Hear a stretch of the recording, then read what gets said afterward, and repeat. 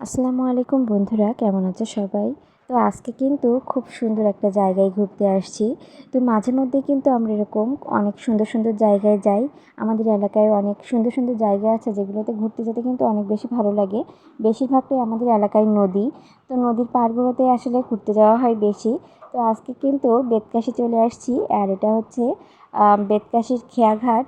আর এখানে কিন্তু অনেক পুরনো একটা হাট বসতো, যেটাকে কাশির হাট বলে, কাশির হাট নামে পরিচিত। আর পাশেই কিন্তু ছিল, যদিও এখন সেখানে হাট বসে না, মানুষের ঘর বাড়ি দিয়ে পরিপূর্ণ হয়ে গেছে। আর এখানে যে এক একটা হাট বসতো সেটাও কিন্তু বোঝাই যায় না, আর তার কোনো চিহ্নই নেই আসলে বলা যায়। তো এখানের প্রাকৃতিক সৌন্দর্য খুবই সুন্দর। তো নদীর পাড়েই ঘুরছিলাম, ঘুরে ঘুরে চারপাশে পরিবেশটা কিন্তু দেখছিলাম। চারপাশের পরিবেশটা আসলে খুবই সুন্দর, কিন্তু আসলে মানুষরাই কিন্তু অপরিষ্কার নোংরা করে রাখে সব জায়গায়। প্লাস্টিকের প্যাকেট, ময়লা, এগুলো একটা নির্দিষ্ট জায়গায় ফেললে কিন্তু আরও অনেক বেশি সুন্দর লাগে, পরিষ্কার পরিচ্ছন্ন লাগে, ভালো লাগে দেখতে। তো নদীর পাড় থেকে আস্তে আস্তে উপরে উঠছি।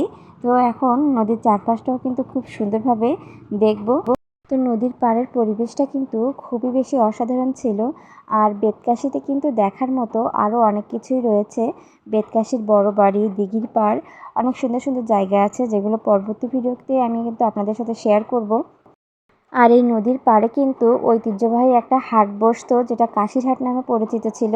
যদিও সে হাটটা এখন আর বসে না, সেখানে মানুষের ঘর বাড়ি বিভিন্ন কিছু দিয়ে পরিপূর্ণ, আসলে হাটের কোনো চিহ্ন নেই এখন দেখার মতো। তো আমরা কিন্তু নদীর পাড় দিয়েই হাঁটছিলাম আর নদীর সৌন্দর্য উপভোগ করছিলাম।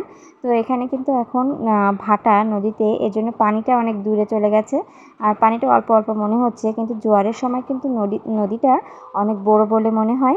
আর তখন কিন্তু আরও অনেক বেশি সুন্দর লাগে। তো আমাদের উপজেলায় যে গ্রামেই আপনি ঘুরতে যাবেন না কেন, পাশে একটা করে নদী থাকবেই, নদী বেষ্টিত এলাকা। আর পরিবেশটা কিন্তু খুবই সুন্দর। আর এখানে পাশেই কিন্তু সুন্দরবন, কাঠকাটা ঘুরতে গেলে ওখানে সুন্দরবন, আর সেখানে পরিবেশটা অনেক বেশি সুন্দর। তো মাঝে মাঝে আমার নদীর পাড়ে ঘুরতে আসলে কিন্তু মনটা অনেক বেশি ভালো হয়ে যায়। আর বেতকাশির কিন্তু আরও অনেক সুন্দর সুন্দর জায়গায় ঘুরতে গিয়েছিলাম, যে ভিডিও কিন্তু আপলোড করা হবে। তো এখানে কিন্তু আশেপাশে অনেক সুন্দর সুন্দর ঘরবাড়ি গড়ে উঠেছে, ফসল লাগানো, আর এখানে কিন্তু অনেক বেশি গাছপালাও হয়। তো ঘূর্ণিঝড় আম্পানে কিন্তু এলাকাটা অনেক বেশি ক্ষতিগ্রস্ত হয়েছিল। আর আইলা সিডরেও কিন্তু অনেক বেশি ক্ষতিগ্রস্ত হয়েছে। ঘূর্ণিঝড় আম্পান, বুলবুল, একটার পর একটা প্রাকৃতিক দুর্যোগের কারণে আসলে এলাকাগুলোর খুবই খারাপ অবস্থা। তারপরেও এখানের প্রাকৃতিক সৌন্দর্য আর সব কিছু মিলিয়ে খুবই সুন্দর পরিবেশ ছিল। তো আজকের ভ্রমণটাও খুব বেশি ভালো হলো। তো সবার জন্য অনেক অনেক শুভকামনা রইল। সবাই ভালো থাকবেন। আল্লাহ হাফেজ।